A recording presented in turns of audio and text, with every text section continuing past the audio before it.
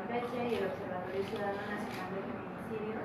Agradecemos su presencia para poder documentar la presentación del informe de la implementación del tipo penal del feminicidio en el país. En un primer momento voy a proceder a presentar a las compañeras que están ahora con nosotras.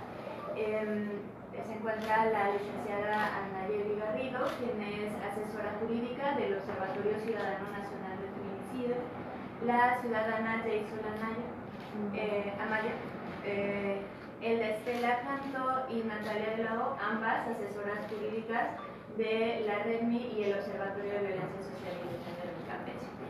La presentación del informe la vamos a dividir en tres momentos. En un primer espacio, la licenciada Nayeli va a hablarnos de este contexto y este panorama a nivel nacional sobre la tipificación y las investigaciones en materia de violencia contra las mujeres en relación al feminicidio.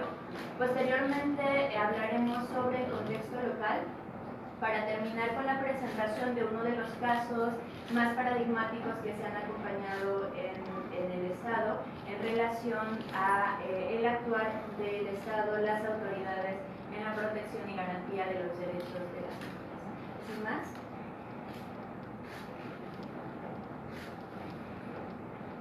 Buenas tardes, yo me voy a apoyar con unas infografías que para ustedes va a ser de utilidad porque son más visibles. Yo soy asesora jurídica del Observatorio Ciudadano Nacional del Feminicidio, que somos una red de 40 organizaciones en 22 estados de la República Mexicana, entre ellas el Observatorio de Género de Campeche, que documentamos desde hace muchos años, desde el 2007 para ser exactas, a nivel nacional el fenómeno, la problemática del feminicidio en México. Tenemos como antecedente haber sido una red un poco más focalizada a la situación de Ciudad Juárez, Chihuahua, donde se empieza a visibilizar el feminicidio, pero en 2007 nos constituimos como esta red nacional.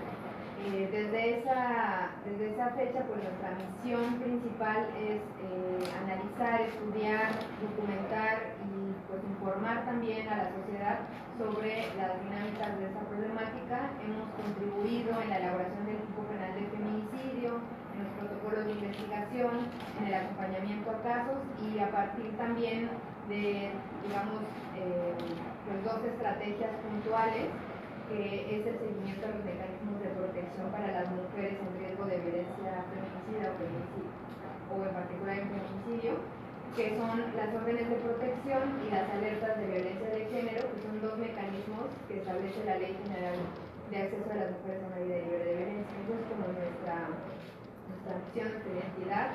Como organizaciones, recientemente en el mes de abril publicamos nuestro último informe a nivel nacional y pues venimos acá al estado de Campeche a presentar también nuestros hallazgos y en particular mi compañera Liliana va a focalizar estos hallazgos en el estado de Campeche. Pues el informe tiene una metodología muy puntual. Recabamos información del observatorio, información que solicitamos propiamente a las procuradurías de los estados sobre los asesinatos de mujeres. Esto incluye homicidios dolosos y lo que la autoridad tipifica como feminicidio, porque vamos a ver dentro de los hallazgos que hay resistencias para iniciar las investigaciones o considerar las muertes violentas de mujeres como feminicidios, aun cuando hay características visibles en el lugar del hallazgo donde podemos comenzar con una investigación con perspectiva de género, con una perspectiva de feminicidio. Además del acceso a la información que se solicita a las procuradurías, el informe pudo analizar los informes de las alertas de violencia de género que se han emitido por los grupos de trabajo, donde también se puede documentar cierta información que sobre todo nos fue útil por los estados que no proporcionan información y acceso a la información. Y finalmente nuestra además de otros informes generales como el de Naciones Unidas, que solamente son referentes para nuestro estudio, pero en cuanto a las cifras, también retomamos la última información del Secretariado Ejecutivo Nacional de Seguridad Pública, que por primera vez en este año 2018, pero retoma todo 2017, nos pudo dar información sobre homicidios dolosos de mujeres y feminicidios ya desagregados. Y este año general pues es parte de nuestra documentación y por eso tenemos esta cifra global que son 8.904 mujeres asesinadas en el país en 3 años, de 2014 a 2017. Digamos ya a detalle, ustedes podrán analizar si revisan el informe qué estados dieron información. Algunos estados no dieron todos los años completos o no daban características de los feminicidios, pero la cifra que pudimos documentar es la de 8.904 mujeres asesinadas. Utilizamos el término asesinato para no clasificarlo todavía en la figura jurídica de homicidio, doloso o feminicidio, porque justamente esa es parte de nuestro análisis de las resistencias de la autoridad para considerar los feminicidios. De estos 8.904 casos de mujeres asesinadas, solamente en el 24% de los casos, es decir, 2.188, las autoridades a nivel nacional consideraron que podía ser un feminicidio y lo iniciaron de esa manera. Esta no es la cifra final porque también, como vamos a ver, y un ejemplo muy claro, pues el caso que vamos a presentar, que ustedes conocen tal vez, es el cambio de situación jurídica en el proceso. En este caso, pues hubo una reclasificación para bien, ¿no? Para que se considerara una tentativa de feminicidio, no son parte de las tentativas de esta cifra, pero en muchos otros casos que también acompañamos es al revés. A veces inician como feminicidio y los jueces, cuando conocen del caso, lo reclasifican a homicidios, ¿no?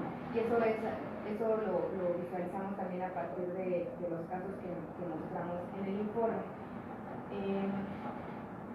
Un poquito para retomar el tema de la alerta de género, la alerta de violencia de género es un mecanismo de protección general para las mujeres establecido en la Ley General de Acceso de las Mujeres a Vida Libre de Violencia, que nos permite a las organizaciones de la sociedad civil presentarle a la Secretaría de Gobernación o denunciar una problemática ante la Secretaría de Gobernación sobre la violencia feminicida en un territorio determinado. La violencia feminicida abarca feminicidios, desapariciones u otras formas de muerte de mujeres, o no muerte, porque las desapariciones no necesariamente estamos hablando de muertes o asesinatos, pero que es la violencia más extrema contra las mujeres y se denomina violencia feminicida. Entonces, ante un contexto de violencia feminicida, las organizaciones podemos solicitar a la Secretaría de Gobernación que intervenga con este procedimiento para que las entidades federativas o municipios en específico actúen ante esta violencia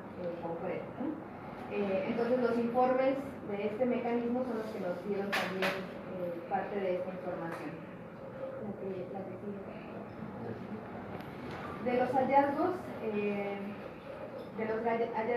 de nuestra información solicitada, tenemos esta cifra que no considera la cifra del Secretariado Ejecutivo, por eso varía. 6.297 mujeres asesinadas es nuestra cifra como observatorio, de los cuales el 30% fueron investigados como feminicidios, es decir, 1.886 casos, y nos dieron detalles que ahorita voy a explicar, pero solamente esta es de nuestras fuentes, ¿no? De nuestras solicitudes de información. La otra cifra incluye la del Secretariado Ejecutivo. De nuestros hallazgos encontramos que la mayoría de los casos de asesinato, las mujeres fueron asesinadas por extrema violencia, utilizando golpes, contacto físico, quemaduras, asfixia, armas punzocortantes, y pues sabemos que esta es una de las razones de género para clasificarlo como feminicidio, ¿no? La extrema violencia que ejercen los cuerpos de las mujeres. Lugares donde fueron encontradas las víctimas, algunas fueron encontradas en casa habitación y otras en los espacios públicos, la mayoría en espacios públicos, como carreteras, terrenos baldíos, hoteles, bares, en la vía pública en general.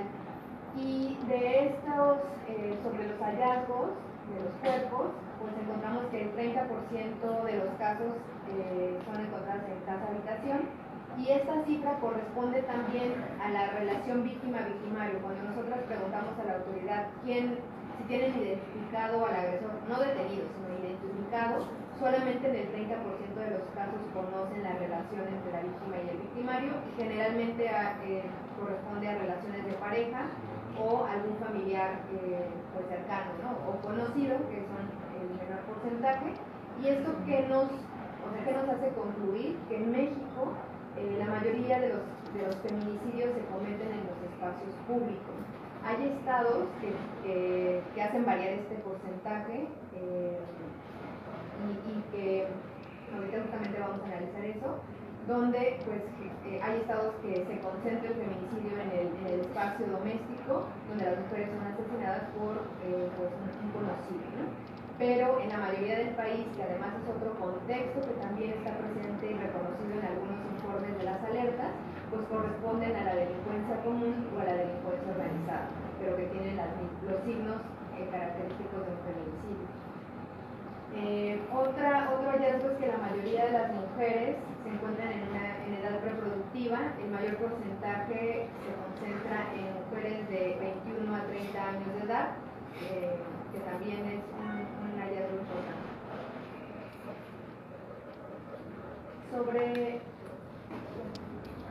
Sobre el contexto de los feminicidios, bueno, aquí están de nuestra fuente los estados que no nos proporcionaron información en ninguno de los años, que fueron Baja California Sur, Guerrero, Nayarit, San Luis Potosí, Tamaulipas y Yucatán. Son los estados críticos, pero la información de estos estados pues es la que tenemos del Secretariado de Justicia. Sobre el análisis del tipo penal, eso es lo que les decía de la relación víctima-victimario, donde hay estados también muy críticos, que por ejemplo en Sinaloa tiene en el 94% de los casos desconocen al agresor o la relación víctima-victimario. ¿Qué quiere decir? Que el 94% de los casos seguro están en la impunidad, o sea, sin lugar a dudas, porque no identifican ni siquiera el probable asesino. En los otros estados donde tienen identificado al agresor, no significa que esté sancionado, ¿no? Al menos saben que la línea de investigación principal pues está identificada, pero no necesariamente sancionada. Este es solamente una muestra, ¿no? de este hallazgo.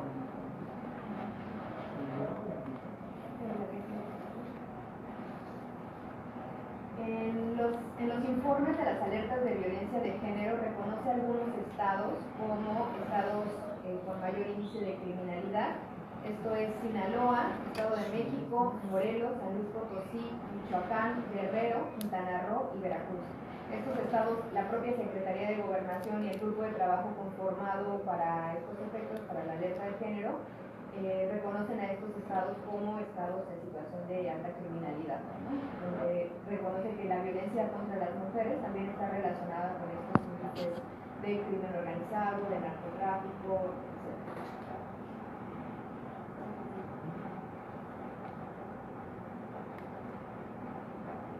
Bueno, sobre las alertas, esto me voy un poquito más rápido. Sobre las alertas de género, hay 28 solicitudes a nivel nacional.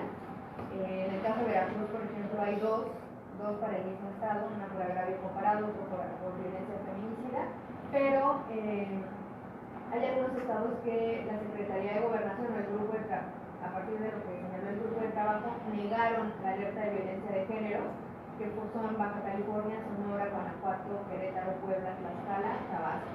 Y bueno, aquí hay algunos estados también críticos, donde la denuncia de la violencia feminicida, por ejemplo, era la trata de personas y la desaparición como en Tlaxcala, pero negaron la alerta de género, pues invisibilizando una problemática que es a todas luces evidente, ¿no? Que todo el mundo conoce. Hasta a nivel internacional, Tlaxcala es una entidad preocupante en materia de trata de personas.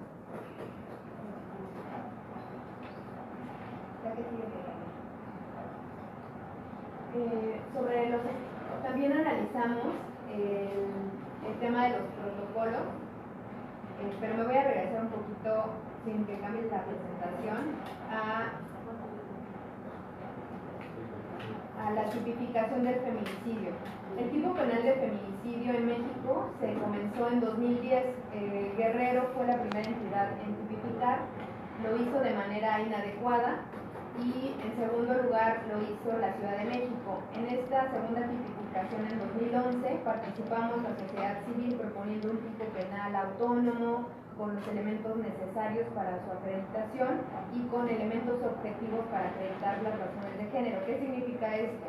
Que el feminicidio tiene ciertas características que se deben probar ante un juez en algún momento y que para eso pues se tiene que hacer una investigación diligente. Pero para acreditar ese tipo penal de feminicidio y acreditar esas características, pues teníamos que establecer cuáles eran las hipótesis objetivas, claras, sencillas, para que el Ministerio Público pudiera acreditarlas. Nuestro análisis justamente parte de esto, de estas características, y lo que concluimos es que 13 entidades en el país no cuentan con un tipo penal adecuado. ¿Qué significa o qué tiene como consecuencia? Que estos estados difícilmente acreditan un feminicidio de entrada por su tipo penal, por el delito como está en el Código Penal, ¿no? Como está redactado. Y otros estados o esta falta de tipificación también corresponde con otras entidades, aunque tengan un buen tipo penal, con las resistencias de la autoridad para reconocer los feminicidios como una problemática grave.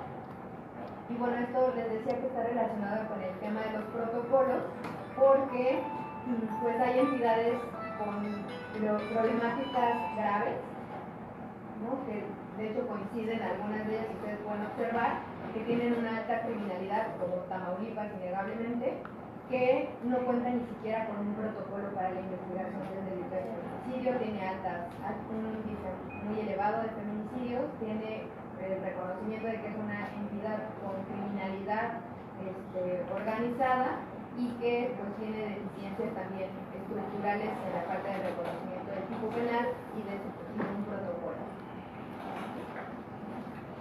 Bueno, esa es la primera parte de nuestro informe a nivel nacional, nuestros hallazgos generales, pero un apartado muy importante en el informe nacional es lo que se llama el capítulo Dolor sobre el dolor.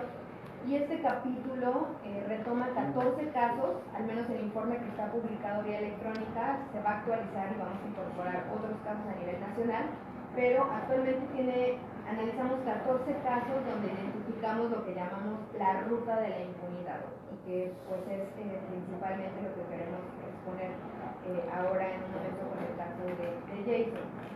Sobre esta ruta de la impunidad, por ejemplo, identificamos estos 8 puntos, ¿no? Son bloques de lo que se puede identificar en estos 14 casos.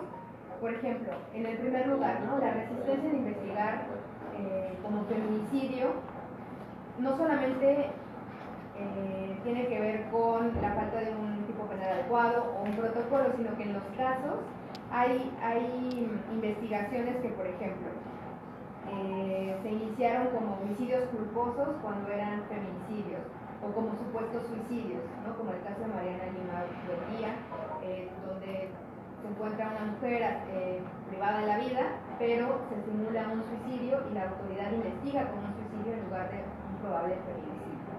Esto sucede también con los homicidios culposos o como en el caso de Jason, donde se inició como lesiones, ¿no? La investigación cuando era una tentativa de feminicidio. Son ejemplos de lo que se puede visibilizar en estas resistencias.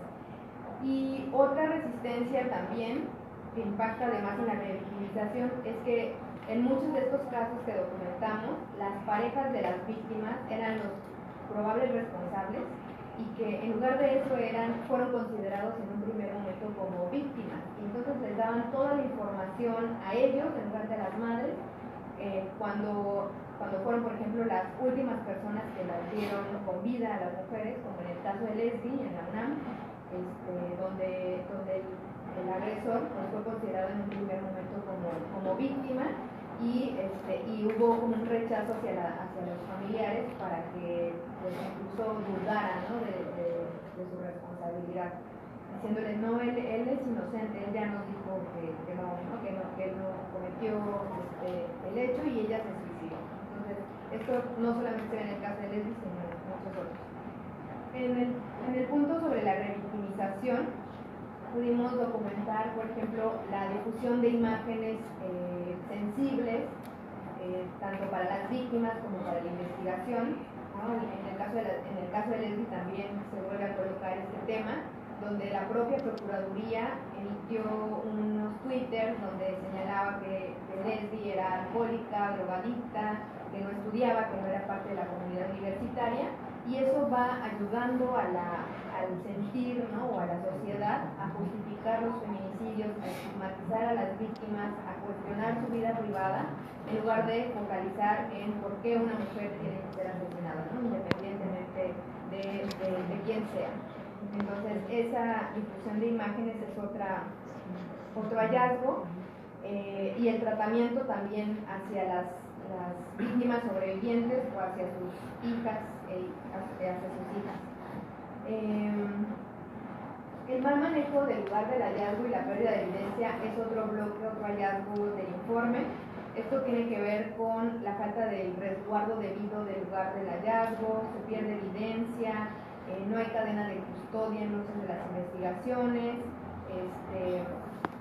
hay pérdida de evidencia además fundamental. En los casos de supuestos suicidios, en todos perdieron el cordón, la soga, el cinturón con el que supuestamente las víctimas se suicidaron, ¿no? En otros casos, también paradigmáticos, se extraviaron condones, ¿no? Para que vean como la magnitud de la negligencia, entre comillas, de las investigaciones. Son condones que tenían evidencia biológica para hablar con el agresor, por eso los desaparece la autoridad. También en el cuarto punto sobre las inconsistencias de dictámenes periciales está muy relacionado al tercer punto. Lo que pudimos identificar con el acompañamiento a casos es que, aunque tenemos peritajes, un peritaje en criminalística, en medicina forense, etc., encontramos que estos tienen inconsistencias muy graves, ¿no? Que ya a la hora de leerlo o a la hora de asesorarnos con peritos independientes, pues identificamos estas negligencias o el dolo de la autoridad para ocultar y reconocer los feminicidios. Un ejemplo solamente para que se comprenda un poco más en qué consiste. Una víctima que estaba colocada en una posición infamante, que fue víctima de violencia sexual, vía vaginal, anal, etc., tenía mordidas humanas en todo el cuerpo, en su cuerpo, eran mordidas que sin ser peritos te das cuenta que eran mordidas humanas. El dictamen de necropsia señalaba que era fauna del parque, ¿no? Por ejemplo. Entonces, ese tipo de inconsistencias pues son las que encontramos en los casos. Sobre la falta de análisis y contexto, este es un estándar internacional y nacional en que las cortes, los tribunales nos han señalado que en los casos de feminicidio es importante, o de muertes violentas de mujeres, es importante investigar el contexto. El contexto desde lo individual o desde el caso hasta un contexto más amplio. Y los ejemplos o los estándares más altos son el caso de Mariana Lima Buendía, que era un supuesto suicidio donde el agresor pues, fue la pareja y había antecedentes de violencia que no investigaron las autoridades, ¿no? Y que a partir de la sentencia de la Suprema Corte se retoma la investigación y pues se empieza a descubrir que sí, que había muchos antecedentes de violencia, que ella en 18 meses vivió una tortura en el tiempo que duró su matrimonio y que eso no fue investigado por la autoridad en su momento.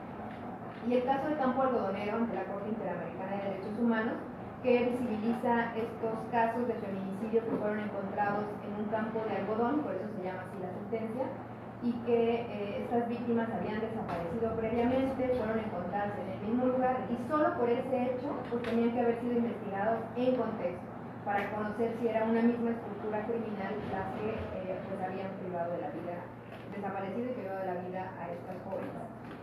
El que no se garanticen los derechos de las víctimas pues tiene que ver con varios puntos. Uno, no se les da participación efectiva, no se les da ni siquiera acceso a su expediente, a conocer la investigación, no tienen una defensa técnica adecuada, no se les proporciona asesor jurídico, por ejemplo, no les brindan atención psicológica, médica y pues es nula la reparación del daño, ¿no? Y mucho menos integral. los últimos puntos sobre la inexistencia de mecanismos efectivos de supervisión, bueno, todas estas irregularidades no son identificadas por la autoridad, no hay un mecanismo que evalúe a los servidores públicos o las investigaciones para que pues, se denuncie o se inicien los procedimientos. Y finalmente también encontramos con estos casos pues deficiencias en el Poder Judicial, donde los casos que llegan al Poder Judicial, que son pocos, pues también se enfrentan ante los estereotipos y la violencia machista de las y los jueces que imparten justicia, ¿no? Y entonces minimizan la violencia, dicen esto no es un feminicidio, no la quiso matar, nada más le quiso hacer rasguños, ¿no? Como el caso el mismo caso de Jason, pero el caso de Yucatán, ¿no?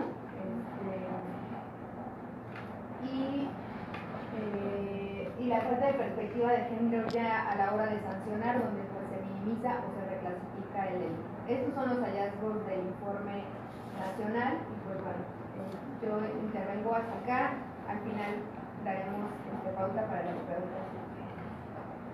Entre los principales hallazgos en el Estado, también vamos a trabajar conforme a unas infografías.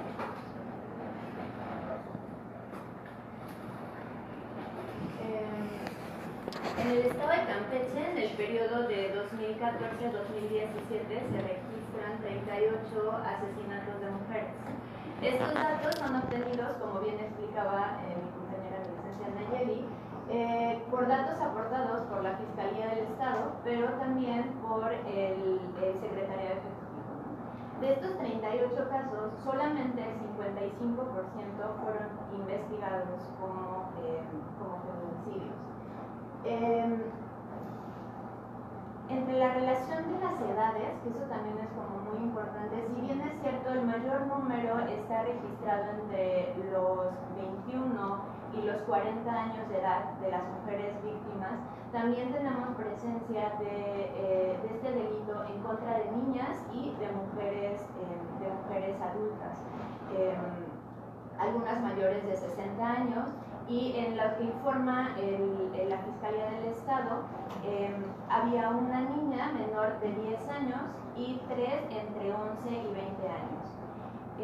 Entre los métodos utilizados para asesinar, para cometer el delito de feminicidio, son los que se localizan, bueno, los que ya comentaba también Anayeli, que son formas violentas, por ejemplo el tema de golpes, el tema 8 fueron asesinadas con arma blanca, hay el tema de asfixia y demás. El siguiente dato que tiene que ver con los lugares donde fueron encontradas en nuestro estado es fundamental reconocerlo porque justo 14 fueron encontradas en su casa habitación. O sea, el mayor número de los feminicidios cometidos en el estado de Campeche se dan en este espacio o en el ámbito privado. Esto también se relaciona con la siguiente cifra que tiene que ver con la relación entre la víctima y el victimario. El mayor porcentaje, estamos hablando de un 57% de los casos de violencia feminicida contra mujeres y niñas en el estado, son en esta relación entre víctima y victimario hay una relación de pareja y una relación sentimental. ¿Por qué nos es importante señalar estos dos últimos puntos?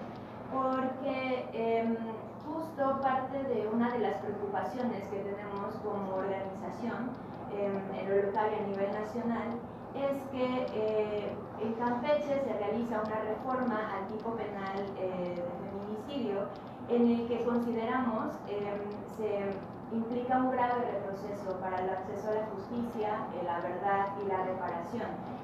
Se quitan hipótesis importantes, una de ellas el tema de la relación, el parentesco de confianza, la subordinación o la superioridad. Entonces, si consideramos que el 57% de los casos de feminicidio en el estado de Campeche son cometidos por la pareja, la reforma al tipo penal que suprime esto, pues obviamente deja en un estado de desprotección total y de nulo acceso a la justicia. O sea, se complejiza la posibilidad de poder investigar y sancionar el delito de feminicidio. Otro punto importante es que Campeche sí cuenta con un protocolo de feminicidio para investigar el feminicidio desde el 2002. Sin embargo, no está actualizado con estándares del nuevo sistema de justicia penal y la sentencia de Mariana Lima, así como no hay no hay una inclusión desde la perspectiva de género de los derechos humanos. Entonces, digamos que en este sentido hay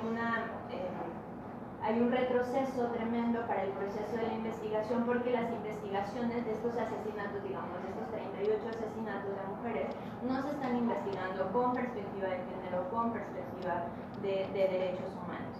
Y pese a que hay un mandato o a que hay una sentencia, como lo comentaba la compañera Nayeli en relación a la sentencia de Mariana Lima Buendía, en donde le señala a la autoridad que todo muerte violenta de mujer tiene que ser investigada como feminicidio. Se tiene que activar un protocolo de investigación del feminicidio con perspectiva de género, con perspectiva de derechos humanos, y si durante el proceso se reconoce, bueno, que quizás no encontrábamos como los indicios para reconocer el delito, ese será otro resultado. Sin embargo, no se está activando desde este primer momento, por lo cual observamos que hay un tremendo vacío y no hay un reconocimiento de las autoridades para poder investigar, sancionar y reparar estos delitos, ¿no? La compañera Naceli también hablaba del tema del mecanismo de alerta de violencia de género. En nuestro estado, en el año 2017, el 2 de febrero, se presenta una solicitud de alerta de violencia de género, y a un año y 3 meses transcurridos, la CONAVIM, la Comisión Nacional para Prevenir y Erradicar la Violencia contra las Mujeres, no ha emitido ningún dictamen al respecto. Esto nos preocupa porque consideramos que las alertas de género son mecanismos para poder garantizar los derechos y la vida de mujeres y niñas, porque reconoce que el Estado mexicano tiene una obligación fundamental para prevenir, atender, sancionar y erradicar todas las formas de violencia contra las mujeres.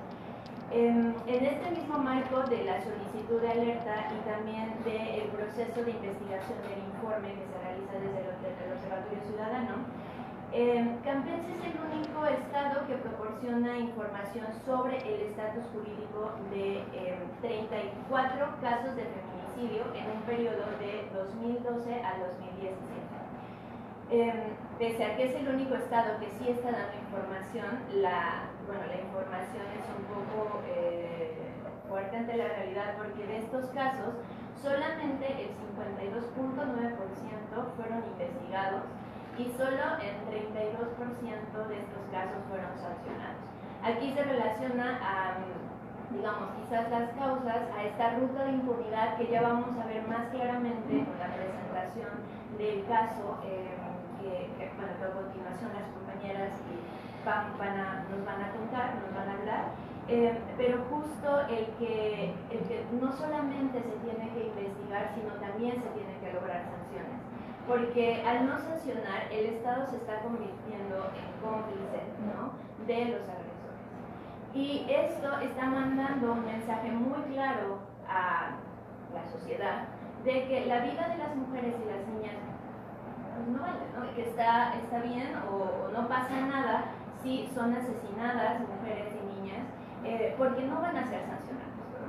Entonces, esta situación o este hecho es realmente preocupante, porque justo el delito de feminicidio tiene que verse como este hecho social de violencia extrema contra las mujeres que estamos viviendo en nuestro país, y que es, en la gran mayoría de los casos, es también importante señalar que si bien Campeche no cuenta con cifras, digamos, muy altas como en otros estados del país, los mecanismos o esta ruta de impunidad desde el Estado es similar al país, ¿no?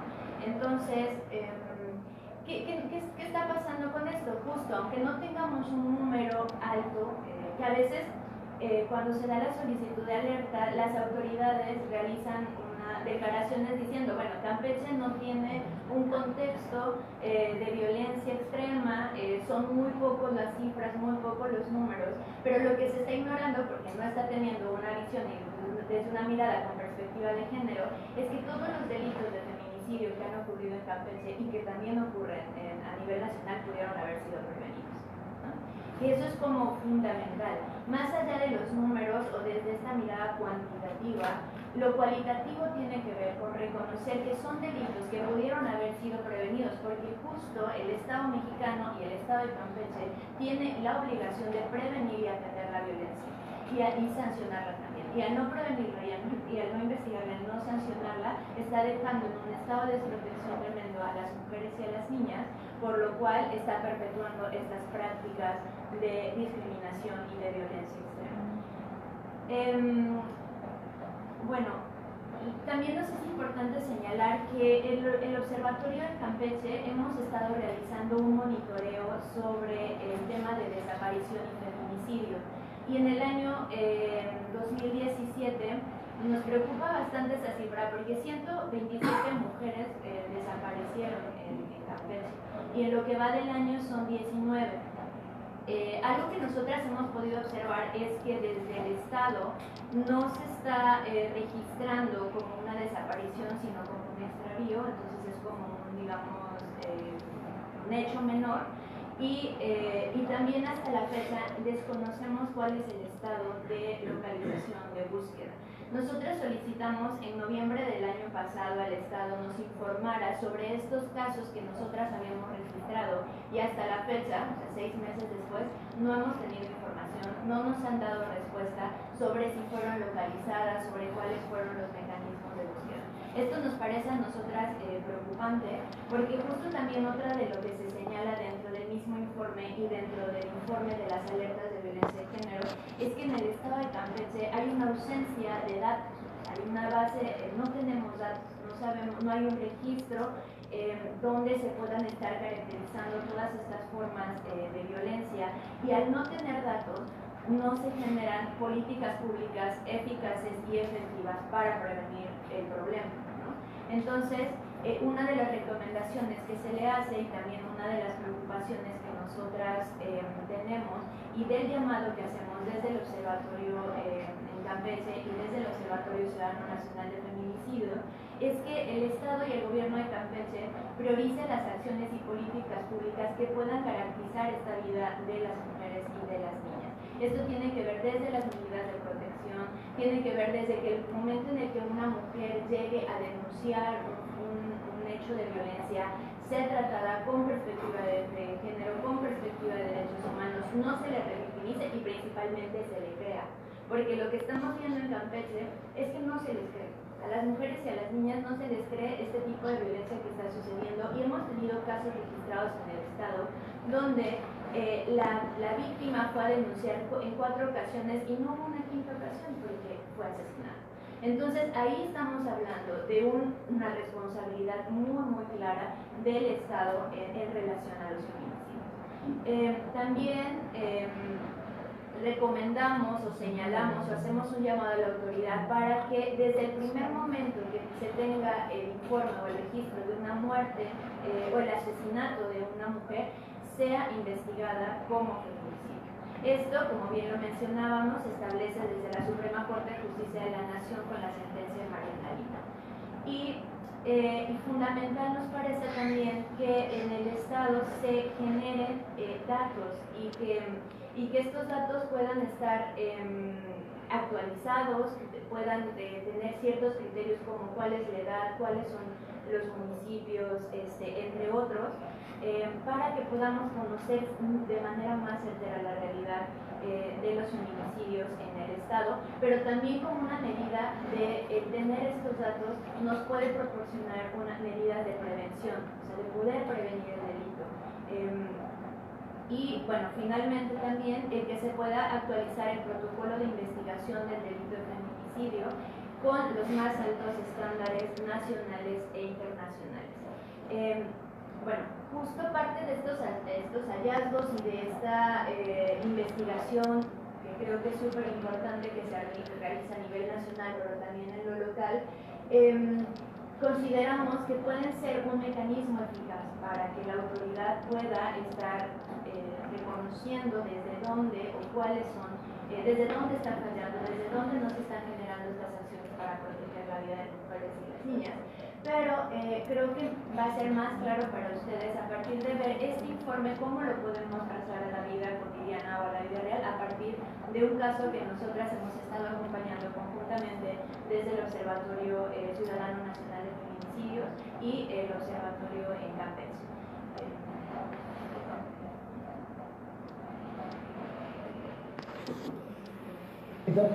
Y este caso que nos trae Aldo Mesa esta mañana es un buen ejemplo del nivel en el que se encuentra la justicia en nuestro país. Aldo, ¿cómo te va? Muy buenos días. Bien, Carlos, gracias, un gusto saludarte. Bien lo dices, la Suprema Corte de Justicia de la Nación determinó recientemente que continúan las prácticas discriminatorias y sexistas en el sistema de justicia en nuestro país. El caso que hoy presentamos, bien lo dice, se resume en 3 puntos importantes.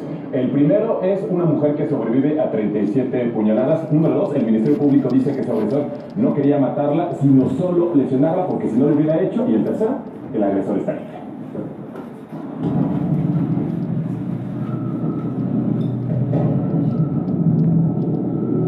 No sé si fue la adrenalina, pero no sentí el dolor, creo que del susto en ese momento.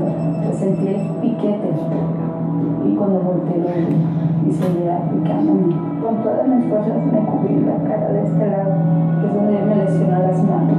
Donde les paraba el cuchillo, o sea, así, para que no me lograra penetrar. Jason recibió 37 puñaladas por parte de su pareja justo en el momento en que ella decidió dejarlo por violencia doméstica. Las 2 más profundas fueron en el cuello y espalda. Sin embargo, el Ministerio Público de Campeche consideró que la entonces pareja de Jason no quiso matarla, sino solo lesionarla. Tiene que ver mucho con individualizar el caso concreto, con cada uno de los casos, y es una cuestión de criterio, y todos podemos tener criterios diversos. La aplicación del derecho es de humanos y cada uno tenemos criterios diferentes. No consideraban que hubiera una tentativa de feminicidio porque no se había aparecido alguien para evitar que mataran a Jason y que por eso no era una tentativa de feminicidio, sino unas lesiones calificadas. O sea, 37 puñaladas eran solamente lesiones calificadas. Tras sobrevivir al ataque el 30 de enero de 2015, Jason estuvo en terapia intensiva y debido a las heridas sufrió un sangrado profundo que le provocó un choque hipovolémico que puso en peligro su vida. Al salir del hospital enfrentaría, como ella y su defensa aseguran, las irregularidades en su caso. Cuando logro salir del hospital y veo la clasificación y lo comento con la fiscalía, dice, es que no puede ser intento de feminicidio porque según el criterio, para hacer intento de feminicidio, él tuvo que ser sorprendido en fragancia. Se trata de un caso en el que sí te creo, pero no tomo en serio lo que estás diciendo o voy restando credibilidad a tus dichos, voy restando importancia a lo que te ocurrió. A Jason se le negó desde el inicio asesoría legal sobre su caso y la Fiscalía de Campeche no le dio información durante los primeros 6 meses del proceso, según lo acusó. Se presenta el fiscal conmigo y mi familia le pide un abogado, es a una de mis hermanas, y mi hermano le dice que el abogado debe entorpecer las investigaciones, que no podía proporcionarlo en ese momento. Jason en la audiencia externó de viva voz todas esas cosas que no habían hecho, ¿no? Todas las omisiones, por ejemplo, que no me dieron asesor jurídico en el momento, que quise presentar a un testigo y me dijeron que no, que me estaban diciendo que yo estaba mal, que querían que yo llegara a un arreglo económico con esa persona. O sea, todo esto lo dijo. Además, ella aseguró que el Ministerio Público rechazó integrar nuevos peritajes, revaloraciones médicas, análisis de los dictámenes de criminalística y otras pruebas que pidió para demostrar que su agresor quería matarla. La víctima refiere que el Ministerio Público ha incurrido en violaciones a derechos humanos, dado que no realizó los actos de investigación necesarios y que habrían de ser aportados durante la etapa intermedia para desahogar el juicio. Ante su argumento, Jason logró que el nuevo sistema penal acusatorio de Campeche anulara parte del proceso penal por el que se investiga y juzga a su agresor. La jueza del caso determinó que durante las pesquisas y audiencias Jason no fue notificada ni se le permitió aportar pruebas. lo anterior debido a una deficiente asesoría jurídica. Y actuando precisamente con perspectiva de género y atendiendo al derecho de la víctima al acceso a la justicia, al debido proceso, se declara nulo el cierre de investigación complementaria. Con esa decisión ella podrá presentar las pruebas que demuestren el intento de feminicidio del cual fue víctima, como según lo considera. Sin embargo, la defensa del imputado rechazó la decisión de la jueza, pues consideró que las lesiones que sufrió Hazel no deben ser juzgadas bajo la perspectiva de género. Ellos sabían que porque los hechos que están investigando están vinculados a una mujer, que por ese simple hecho hay una tentativa de feminicidio o es feminicidio lo que se está investigando. Si tú sales de tu casa, tu automóvil, llevando a tus niños, a tu pareja, a su centro de trabajo, y en el trayecto se atraviesa una mujer en bicicleta imprudentemente, la atropella, se pasa encima y le privas de la vida, ¿estamos ante la presencia de un feminicidio? Desde el punto de vista de la Fiscalía, y que fue a iniciativa de los asesores de la señora, pues por supuesto, porque hay una mujer de por medio. Tras la decisión del Poder Judicial de Campeche de anular parte del proceso, el fiscal general del Estado reconoció que no debió haberse tipificado como lesiones calificadas. Sin embargo, rechazó una sanción para los agentes del Ministerio Público que lo clasificaron así y no como tentativa de feminicidio. Solo consideró que fue una apreciación. Pero para eso están los jueces, para corregir las injusticias que en un determinado momento tengamos nosotros con nuestras apreciaciones. Lógica normal, no tengo que ser abogado para decir 37 puñaladas solamente son lesiones.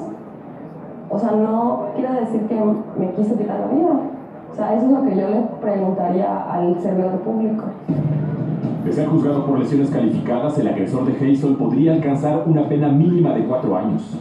Si fuera por tentativa de feminicidio, sería de al menos 40 años según el Código Penal Federal. Así las cosas, Carlos. Al menos 36 años sería la diferencia de pena, es decir, lesiones calificadas 4 al menos, y tentativa de feminicidio serían al menos 40 años. Hay que comentar que la propia Fiscalía aseguró que ahora sí va a consignar al agresor de Hazel por tentativa de feminicidio.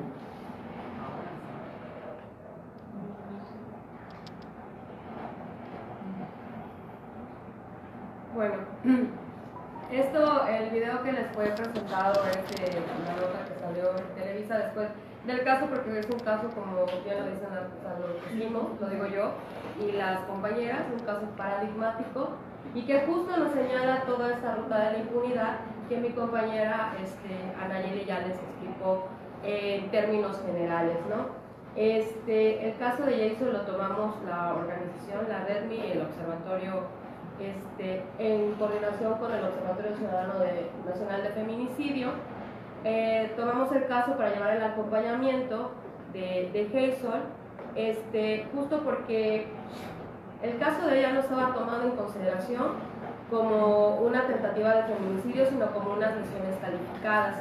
Hazel durante un año, que fue 2015, porque el caso inició el día 30 de enero del 2015, ella durante ese año no tuvo acceso a la justicia, que esto permitía estar en un estado de impunidad, que a pesar de que ella en múltiples ocasiones acudió al Centro de Justicia para las Mujeres, que era el lugar donde se estaba llevando a cabo la investigación, le negaron el acceso a la justicia, ¿no?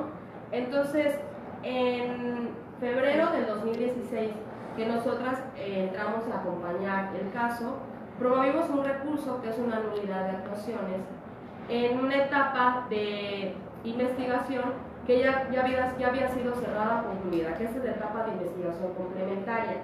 En términos coloquiales, ¿qué quiere decir esto?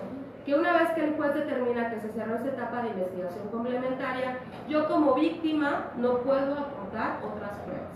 Y entonces, este caso lo estaba teniendo o se estaba llevando a cabo o iba a ser llevado a juicio por unas lesiones calificadas que le permitía al agresor poder llegar a obtener una penalidad mejor o incluso un acuerdo reparatorio.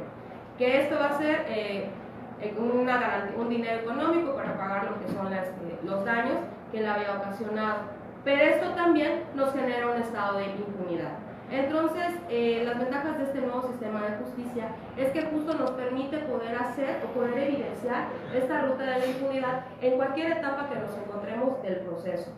Entonces, en la audiencia intermedia, porque iba a ser la audiencia intermedia la que se celebraría ese día, nosotros señalamos o solicitamos una nulidad de actuaciones ante la jueza de control, quien al no saber cómo reaccionar, porque eso es algo que no se había hecho en el estado de Campeche y que me atrevo a decir que a nivel nacional no había sido realizado por ningún abogado o por ninguna organización, solicitar una nulidad de actuaciones dentro de una etapa de investigación complementaria, que es algo similar al proceso que se lleva en la sentencia de Mariana Lima.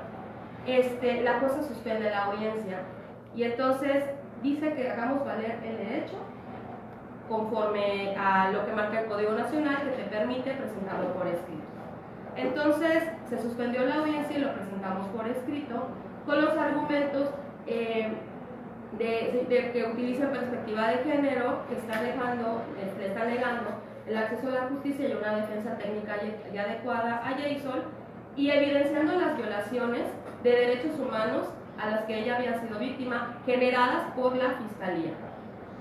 Cuando la jueza nos resuelve, que nos resuelve en la audiencia pública, ella señala, y que incluso en la entrevista se pudieron haber dado cuenta, que evidenció que la falta del acceso a la justicia fue debido a no tener a unos asesores jurídicos que pudiesen realizar o señalar estas violaciones o permitirle a ella poder aportar sus pruebas.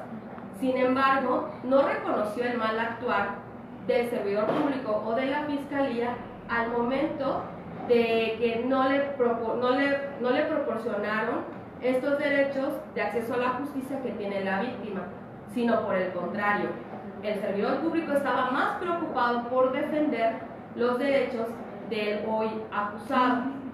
Esto permitiéndole al agresor de Jason hasta el día de hoy encontrarse en libertad. Este proceso que ya llevamos y tomamos en consideración que es desde el año 2015 y ahorita nos encontramos en el 2018 y que justo el día de mañana vamos a celebrar la audiencia oral, nos ha llevado a recurrir y a utilizar todos los aparatos que hay del sistema de procuración de justicia en defensa de los derechos de Jason. ¿Por qué? Porque el abogado defensor, quien también en aras de una igualdad o de una igualdad procesal, ha utilizado también los mismos recursos para retrasar el proceso. El nuevo sistema de justicia penal en nuestro Código Nacional es muy claro cuando nos dice que el máximo tiempo que se puede llevar para resolver sobre un caso es hasta 6 meses o 1 año, cuando así lo requiera por las ampliaciones de término que puedan hacer para efecto de aportar otras pruebas.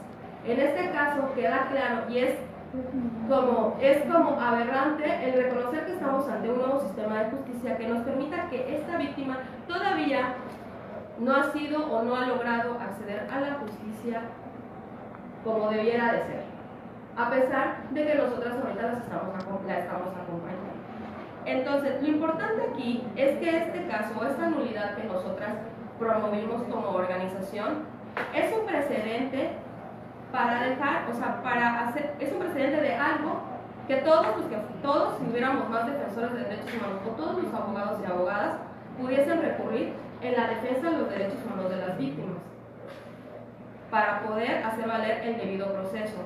Sin embargo, también es como gravísimo el reconocer que toda nuestra estructura del Poder Judicial, y que incluida Fiscalía o Procuración de Justicia, no podemos permitir que los procesos se sigan alargando más y que suceda lo contrario a la reforma que habla de materia de derecho, que te dice que el nuevo sistema de justicia penal se creó justo para darle una celeridad y rapidez a los procesos, ¿no? Esto, ¿qué nos ha generado, qué nos ha causado en relación al proceso que hemos manejado con los niños? Dos cosas: que tenemos que seguir en la lucha y que tenemos que seguir recurriendo ante todos en el mismo sentido de que de los abogados particulares cuando promueven sus recursos, sus apelaciones, sus amparos, y hacer valer esta perspectiva de género, porque incluso no están siendo utilizados los jueces, los servidores públicos y tales, todos los criterios internacionales que hay y que se deben hacer valer. ¿Por qué?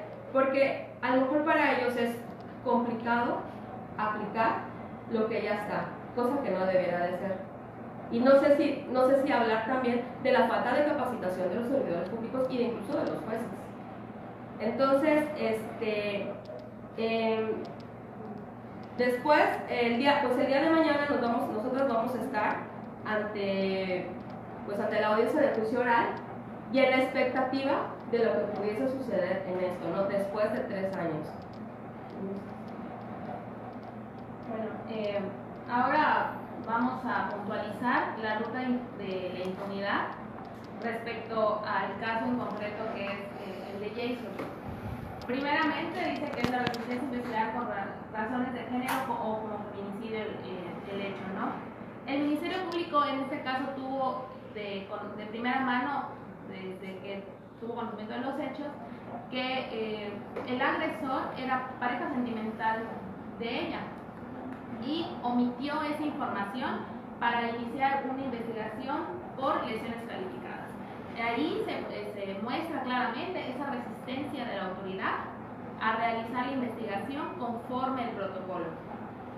Y como consecuencia de esta mala clasificación jurídica de los hechos, tenemos que el día de hoy el agresor de ella se encuentra en libertad, porque no pudo tener el candado que pone en el propio código respecto a las medidas cautelares, y al accesar a ellas pues puede estar en libertad, como es ahora.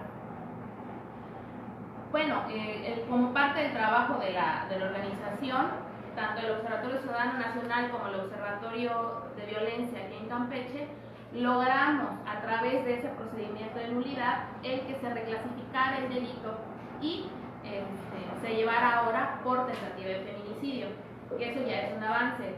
Tal vez no hemos logrado que esté en prisión preventiva durante el proceso, pero que el juicio se vaya a iniciar por un delito mayor es ya un gran paso para la organización y para el acceso a la justicia de Jason.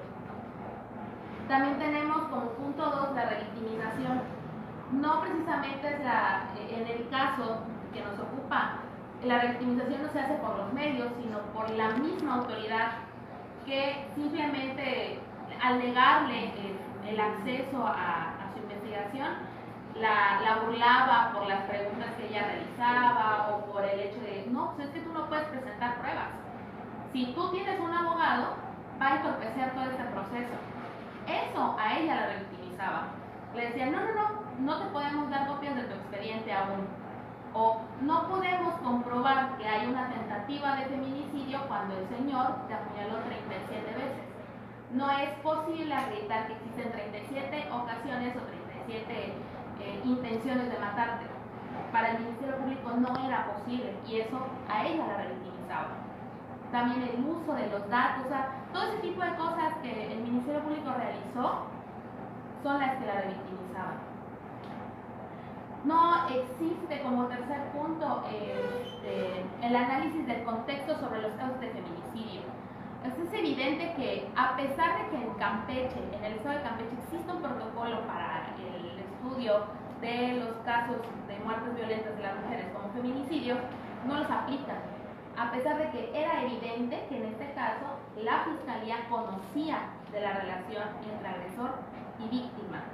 Eso obviamente deja muchos elementos de prueba al aire que pues, al ganarse la nulidad se logran obtener, ¿no? Y se logran presentar a juicio. Y obviamente se salta toda esta cuestión de la debida diligencia que, como ya escuchamos en la sentencia de Mariana Lima Buendía, se convierte en obligatorio por parte del Ministerio Público. El punto más importante en esto también es que no son garantizados los derechos de las víctimas, que va de la mano con la revictimización. Ahora, bueno, desde la reforma del año 2008, los derechos de la víctima se encuentran constitucionalmente garantizados en el artículo 20, en el apartado C. Estos derechos, el Ministerio Público, en este caso en concreto, no les hizo caso. no le proporcionó el acceso a su investigación durante un año, alegando de que ella se encontraba en un estado de salud muy delicado, cuando ella realmente sí pedía información de ese expediente y le fue negado en todas esas ocasiones. Tampoco le quisieron brindar un asesor jurídico, alegando de que ese abogado va a entorpecer la investigación de los hechos. Si se supone que van a coadyuvar, que van a ser equipo, ¿por qué decir que el asesor jurídico les va a perjudicar? También estaban violando ese derecho de ella. El no entregarle copias de su expediente. Es derecho de las víctimas el poder conocer qué es lo que el Ministerio Público está haciendo en su caso. Y también se lo negaron. Le negaron también la posibilidad de que ella presentara testigos o periciales para que pues, se quedara más clara la situación de género y se pudiera tomar en cuenta como un feminicidio.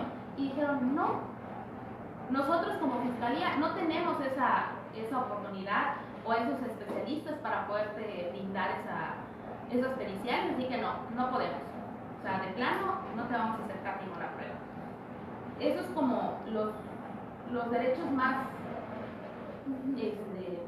importantes que violó el Ministerio Público en este caso. Digo, habrá violado más, pero en el punto más en concreto es esto. Y a pesar de que el Ministerio Público decía, no, sí se le están dando los elementos o que ya se presentaron periciales, a ella tampoco la atendieron psicológicamente a tiempo. No, y esa tensión también le provocó, esa falta de atención también le provocó problemas secundarios. Digo, a pesar de haber vivido, o como consecuencia de haber vivido todos estos hechos, también fue la violación de sus derechos y la revictimización de la autoridad le tiene ahorita un daño colateral. O sea, y tampoco fue atendido por el Ministerio Público. A falta del mecanismo efectivo para el seguimiento de los casos, pues señores, acabamos de escuchar de que el propio fiscal general del Estado dice que es una cuestión de apreciación jurídica del derecho. Si se te están dando todos los elementos, no puedes hablar de apreciación. El derecho sí tiene cuestiones interpretativas, pero también tiene cuestiones directas.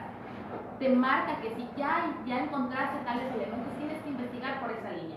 Y además tienes un protocolo que te obliga a eso. Y pues si el fiscal los defiende, no existen los mecanismos para poder hacer énfasis en el Ministerio Público no está trabajando bien. Y como nadie lo muestra, lo evidencia, pues no hay ninguna forma de quitarle responsabilidades por su mala actuar. Porque ella ahorita se encuentra en riesgo, porque al mal clasificar al inicio, el tipo o el agresor se encuentra libre. Y ella realmente no tiene seguridad al estar en la calle. Aunque existe una medida de protección que diga, no te puedes acercar a ella. ¿Quién te puede garantizar que el tipo no se va a acercar? Ella no tiene un policía 24 horas para que la cuide. Ahí también se hace énfasis en esa falta de mecanismos. Como no les interesa a los ministerios públicos si hay algún resultado en contra de la víctima por su mal trabajo, lo siguen haciendo. Y por último, a pesar de que ahorita no tenemos una sentencia, vemos esa benevolencia de la autoridad judicial al momento de dictar la nulidad. Es decir, es por falta de asesor jurídico, por falta de una asesoría jurídica correcta. A ver, señora juez, usted no está aplicando perspectiva de género, como ella bien dice. ¿Estamos aplicando perspectiva de género en la sentencia de nulidad? Por supuesto que no. Si hubiera precisado esa perspectiva de género, hubiera señalado todas las deficiencias que el Ministerio Público tuvo en su investigación, le hubiera obligado, le hubiera hecho énfasis a eso y no decir, es culpa de, no tuvo asesor, no tuvo abogado. Sí, o sea, todo eso.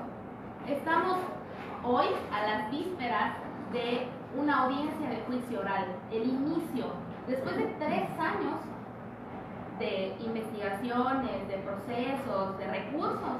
Mañana se va a iniciar este juicio. Y se inicia como fruto del trabajo de estos 3 años, que aunque no debería de ser así, va a ser por tentativa de feminicidio. y esperamos que todo el trabajo que hemos hecho rinda frutos con una sentencia condenatoria. Hacerle ver al Estado que está mal, que no puede seguir omitiendo y apapachando a sus ministerios públicos cuando no hacen su trabajo. Eso es lo que mañana nos espera, que la justicia nos ampare y que ella pueda vivir en paz con sí misma y con todos los hechos que han pasado, ¿no? Poder cerrar ese capítulo, cerrando la audiencia de juicio, y poder continuar como debe de ser. A nosotras, a todo este equipo que ustedes ven aquí, es un gran reto, pero lo vamos a lograr. Si ya dimos grandes pasos para lograr esta reclasificación, aún en contra de todo un sistema, yo creo que mañana lo vamos a lograr y vamos a tener buenos resultados. Yo creo que es todo, bueno, a menos que Jason quiera decir algo. Pues bueno, cerramos agradeciendo su presencia, retomando en un espacio un proceso de preguntas y respuestas. Disculpa, Natalia, ¿tendrás actualmente la cifra de cuántos feminicidios en este año nomás? Tenemos 3 tentativas de feminicidio registrados por la organización. Bueno, en base a ello, ¿cuál sería entonces, ustedes como organización, a las mujeres que normalmente cuando son víctimas de violencia familiar solamente denuncian, pero no siguen esa denuncia? Y esto lo digo con base a los datos que ha proporcionado que es el Instituto de la Mujer. Bueno, en primer lugar, tendríamos que reconocer lo que incluso ya mencionábamos en el informe. ¿Por qué las mujeres, en algunos de los casos, porque realmente no son en un gran número, no están continuando sus procesos de denuncia? Y es porque están llegando a instancias que no les están garantizando, no les están tratando con debida diligencia, no les están tratando con perspectiva de género y con perspectiva de derechos humanos. Justo este caso es fundamental, ¿no? La víctima no se le cree, se reducen la problemática o se le da desde una mirada menor. Por ejemplo, no iniciar un proceso de investigación por violencia familiar, sino lo que estamos observando y lo que estamos registrando es que desde la autoridad se están iniciando procesos solo por lesiones, lo cual significa un delito menor que en muchos de los casos puede llevar a una conciliación, ¿no? Entonces, por eso es que es muy preocupante que desde una mirada, desde una institución como la que tú estás planteando, el Instituto de la Mujer, se responsabilice a las víctimas y a las mujeres al no continuar estos procesos de denuncia, cuando finalmente se ha registrado y se ha señalado, y creo que con este informe también es muy claro, el actuar negligente de las y los servidores públicos en relación a la violencia contra las mujeres y contra las niñas. Nada más quisiera agregar a esa respuesta que la violencia familiar es una problemática integral y compleja, que una víctima, digamos, cuando somos víctimas de un delito común, digamos, un asalto, en otras entidades creo que más que en otras, hay una afectación psicológica inmediata y tiene secuelas. Entonces imagínense un contexto de violencia permanente de una mujer que vive violencia. Primero tiene que enfrentarse a diversos obstáculos para incluso llegar a la autoridad. Entonces, si no se atienden estos obstáculos por parte del Estado, porque es su responsabilidad, lo dicen los tratados internacionales, pues no se puede hacer frente a la violencia, y las víctimas, pues generalmente eso es también es algo normal, que las víctimas otorguen el perdón o se arrepientan o deciden ya no denunciar, porque tienen que enfrentarse primero a ellas mismas, ¿no? A decir, estoy en una situación de violencia y estoy en riesgo, y para eso pues tienen que enfrentarse a la violencia misma. Una persona que todo el tiempo está sometida a es una inútil, es minimizada, desvalorizada, pues no tiene las mismas herramientas que tenemos otras personas que a lo mejor no estamos en una situación de esas, y que se nos hace sencillo decir, ¿cómo no hace esto? ¿No? O sea, ¿por qué no tan fácil decide irse?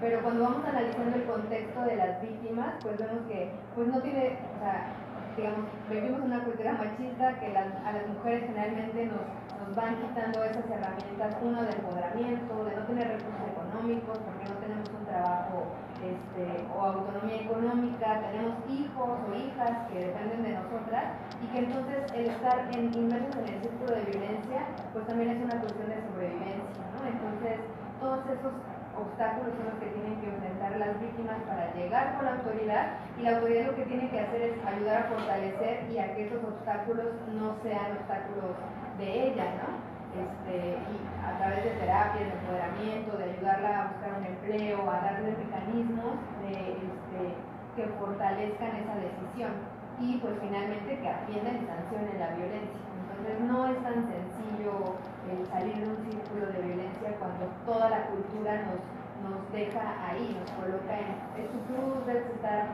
quién va a cuidar a tus hijos, no, es una serie de cuestionamientos sociales que pues no es tan sencillo superar, ¿no? Entonces es algo complejo y por eso debe ser atendida con esa magnitud y no minimizar.